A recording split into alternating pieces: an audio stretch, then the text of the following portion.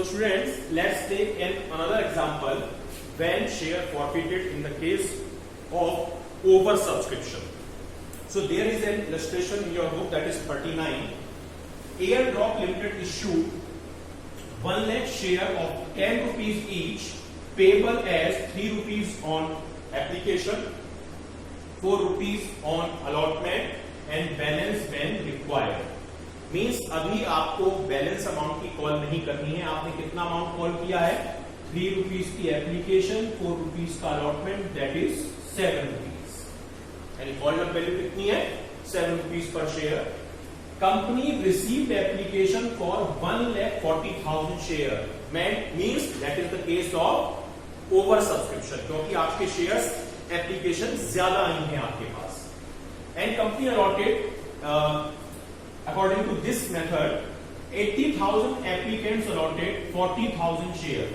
यानी जिन लोगों ने 80,000 के लिए अप्लाई किया था, उनको कंपनी ने 80,000 शेयर ही ले लिया, यानी फुल अलॉटमेंट, जितना डिमांड किया उतना ही पे कर दिया.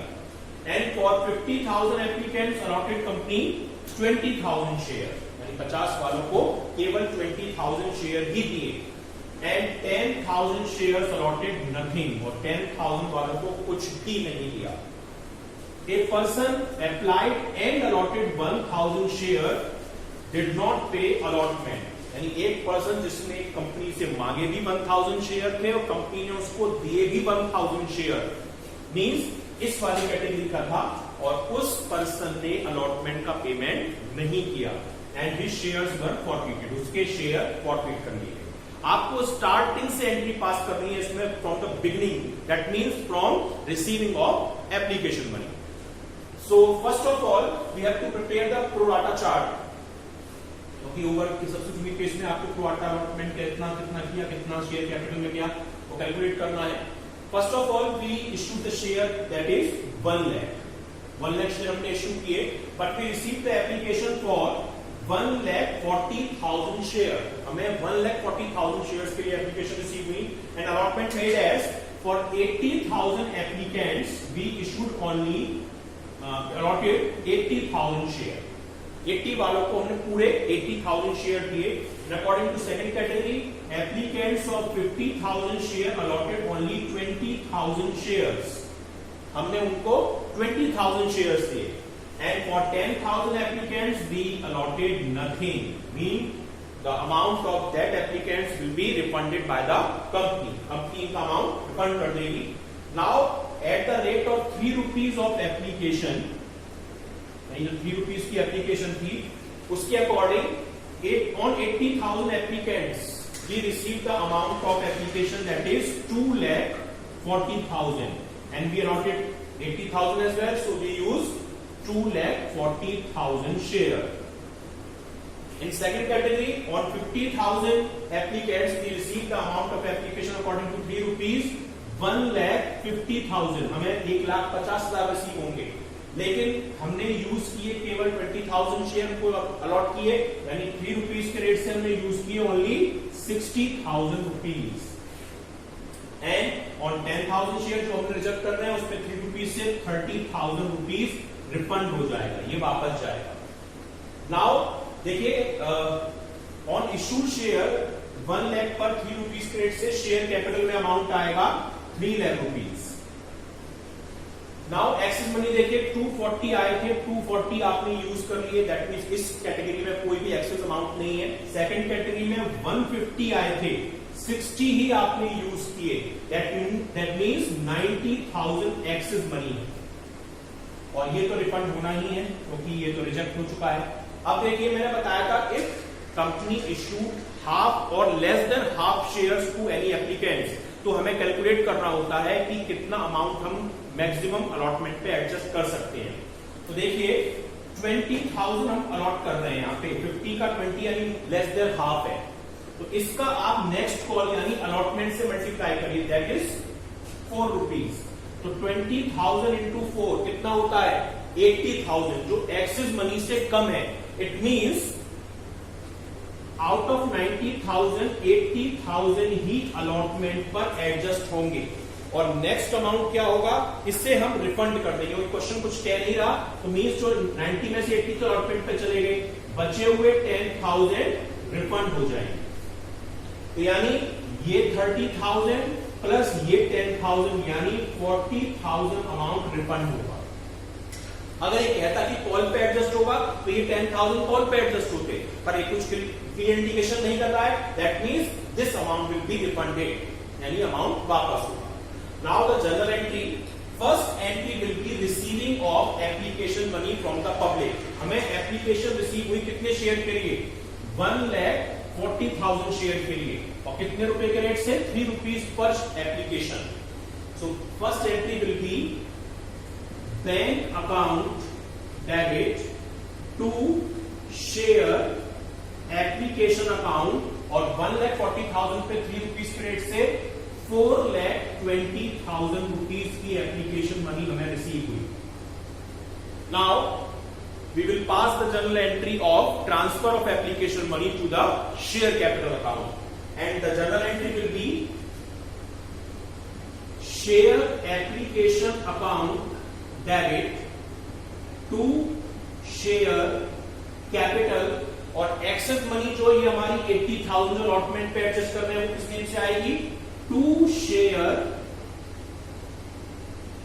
अलॉटमेंट, और कुछ हम रिफंड भी कर रहे हैं तो टू बैंक अकाउंट। क्लियर। अब देखिए एप्लीकेशन रिसीव हुई थी आपको टोटल 4,20,000, जिसमें से शेयर कैपिटल में आप ये वाला अमाउंट डाल रहे हैं कितना, 3 lakh rupees.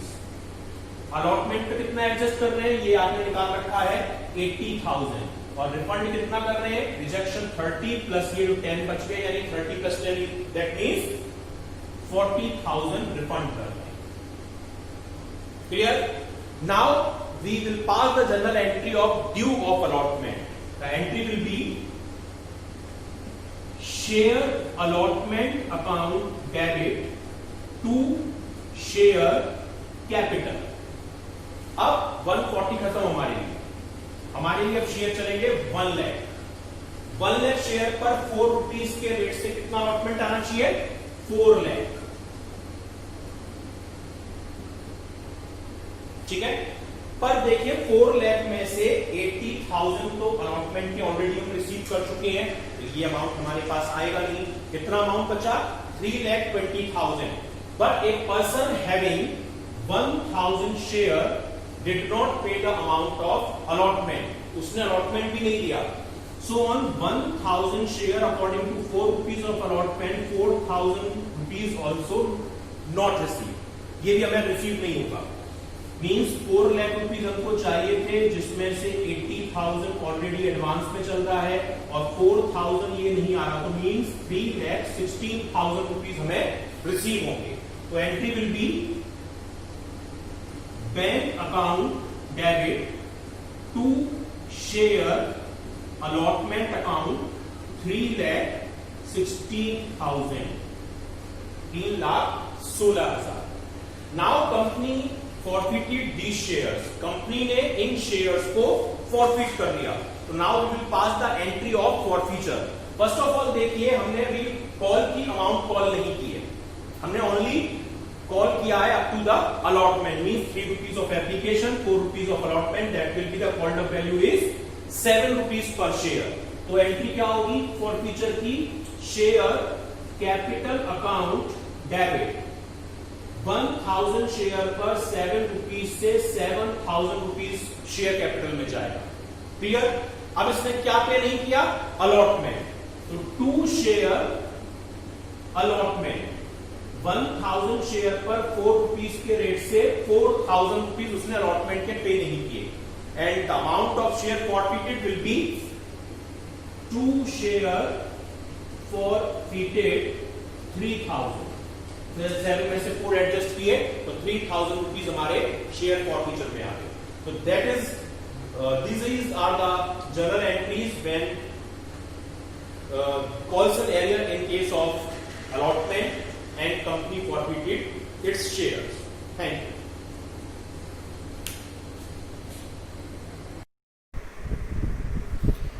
Friends, let's take another example when shares were issued in the case of over subscription. Over subscription के केस में जब शेयर्स फॉरफिट हो जाते हैं, so illustration number 39 is there in your book. Airdrop limited issued 1 lakh equity shares of 10 rupees each and following amount is payable: 3 rupees on application, 4 rupees on allotment and balance as decided। Means अभी हम फिलहाल application और allotment ही call कर रहे हैं, बाकी का amount हम बाद में कॉल करेंगे। तो आप देख सकते हैं 3 rupees की एप्लीकेशन प्लस 4 rupees का अलॉटमेंट, मीन्स अभी हम केवल 7 rupees ही कॉल कर रहे हैं, तो कॉल्ड अप अमाउंट हमारा 7 है। Applications were received for 1,40,000 equity share. हमें 1,40,000 इक्विटी शेयर के लिए एप्लीकेशन रिसीव हुई है और किस तरीके से डिवाइड किया है, 80,000 एप्लीकेंट्स को हमने पूरे 80,000 शेयर्स अलॉट कर दिए। For 50,000 applicants we allotted 20,000 equity shares, यानी 50,000 जिन्होंने डिमांड की थी उनको हमने केवल 20,000 शेयर्स ही अलॉट किए, और 10,000 एप्लीकेशन को हमने रिजेक्ट कर दिया, एक भी शेयर अलॉट नहीं किया। A share holder who had applied for 1,000 equity share and allotted 1,000 share did not pay allotment money. एक पर्सन जिसको 1,000 शेयर जिसने अप्लाई किया था और कंपनी ने उसको 1,000 शेयर ही दिए थे, उसने अलॉटमेंट का अमाउंट पे नहीं किया and his shares were forfeited, उसके शेयर हमने फॉरफिट कर लिए। हमें कंप्लीट एंट्री पास करनी है। तो देखिए अलॉटमेंट जब प्रोराटा है तो देखिए 140 में से 10 तो हमारे रिजेक्ट हो गए, ठीक है, बचे कितने 130। एक्चुअल शेयर थे हमारे 1 lakh, 130 एप्लीकेशन मीन्स 30,000 एक्स्ट्रा हैं, और एप्लीकेशन हमारे पास आई है कितने अमाउंट से, 3 rupees से, तो यानी हमारे पास एक्सेस है 1,50,000। अब देखिए यहाँ हम 50 वालों को 20 दे रहे हैं, यानी लेस देन हाफ, आधे से भी कम, तो हम इसका मल्टीप्लाई करेंगे अलॉटमेंट यानी 4 rupees से, तो 20,000 इंटू 4 यानी 80,000। तो देखिए 80,000 रुपीज़ हम मैक्सिमम एडजस्ट कर सकते हैं अलॉटमेंट पर, और बचा हुआ अमाउंट चला जाएगा रिफंड में, ठीक है। तो आप जर्नल एंट्री देखिए आप इसकी। First entry will be receiving of application money, bank account debit to equity share application 4,20,000। ये कैसे आया, 1,40,000 हमारे पास एप्लीकेशन आई थी और 1,40,000 पे 3 rupees से एप्लीकेशन का अमाउंट था, तो 4,20,000। अब देखिए transfer of application money to share capital, तो इसकी वैल्यू क्या होगी हमारी, equity share application account debit जो 420 रिसीव हुआ है टू इक्विटी शेयर कैपिटल, इसमें 3 लाख आएगा। एक्चुअल हमारे शेयर 1 लाख थे और 3 rupees से 3 लाख रुपीज़ ही कैपिटल पे एडजस्ट हो सकते थे। टू शेयर अलॉटमेंट मैंने बताया 20,000 हमारे जो हमने अलॉट किए हैं उस पर 4 rupees के अलॉटमेंट से मैक्सिमम 80,000 ही अलॉटमेंट पे एडजस्ट हो सकता है। और टू बैंक 10,000 जो रिजेक्ट किए हैं वो 3,000, और 10,000 जो एक्सेस बच रहा था हमारा वो मिलाकर 40,000 हमारा रिफंड हो जाएगा, ठीक है। तो आप नीचे देख भी सकते हैं इसकी कैलकुलेशन के लिए, अगर आपको दिखाऊं तो मैं कि 20,000 shares were allotted to the application of 50,000, 20,000 हमने अलॉट किए थे 50,000 एप्लीकेंट्स को, तो सरप्लस मनी हमारी कितनी थी 90,000, जो देखिए 50 वालों को 20 दे रहे हैं, तो 30,000 शेयर बचे, 30,000 का 3 रुपये की एप्लीकेशन से 90,000 एक्सेस अमाउंट था, ठीक है। बट हम केवल मैक्सिमम 4 रुपये के रेट से उसमें से 80 एडजस्ट कर सकते थे। 90 में अगर 80 एडजस्ट कर सकते हैं तो 10,000 जो बच रहे हैं वो रिफंड हो जाएगा। तो देखिए 10,000 जो रिजेक्ट हुए इंटू 3 यानी 30 प्लस 10 ये वाला 40,000 रिफंड हो जाएंगे। नाउ अब हम ड्यू करेंगे अलॉटमेंट। अलॉटमेंट की वैल्यू है 4 रुपये, हमारे शेयर हैं 1 लाख, तो 4 रुपये से अमाउंट आएगा 4 लाख। ड्यू ऑफ अलॉटमेंट की एंट्री equity share allotment to equity share capital 4 lakh rupees. अब देखिए 4 लाख रुपीज़ में से 80,000 तो ये वाले हमारे पास ऑलरेडी आ चुके हैं, तो बचा हुआ 3,20,000। पर एक पर्सन जिसके पास 1,000 शेयर थे उसने हमको 4 रुपीज़ के रेट से 4,000 पे किया नहीं। तो 4,000 जब उसने हमको पे किया नहीं तो 4 लाख में 80 पहले से आ गए, 320 में भी 4,000 आई नहीं, तो कितना अमाउंट रिसीव हुआ 3,16,000। तो हम रिसीविंग की एंट्री करेंगे, bank account debit to equity share allotment 3,16,000। Question में कॉल्सन एरियर अकाउंट ओपन करने के लिए कहा नहीं है, इसलिए हम उसकी एंट्री करेंगे नहीं, directly without opening of calls in arrear account हम एंट्री पास करेंगे। अब ये शेयर हमने फॉरफिट कर लिए। मैंने आपको क्वेश्चन में बताया था कॉल्ड अप वैल्यू हमारी 7 रुपीज़ की है, तो हम 7 रुपीज़ के अकॉर्डिंग फॉरफीचर करेंगे। तो entry will B equity share capital account debit, 1000 share थे और 7 रुपये के रेट से अमाउंट होता है 7,000 रुपीज़। क्या नहीं आया? अलॉटमेंट। तो टू इक्विटी शेयर अलॉटमेंट अभी हमने निकाला, ये 4 रुपये के रेट से उसने 4,000 रुपीज़ नहीं दिए। 7 और 4 का difference, to share forfeiture account 4,000 rupees यहाँ आ जाएगा। Clear? So this is the complete question when some person means some shareholder did not pay the amount of any call or allotment and his shares were forfeited.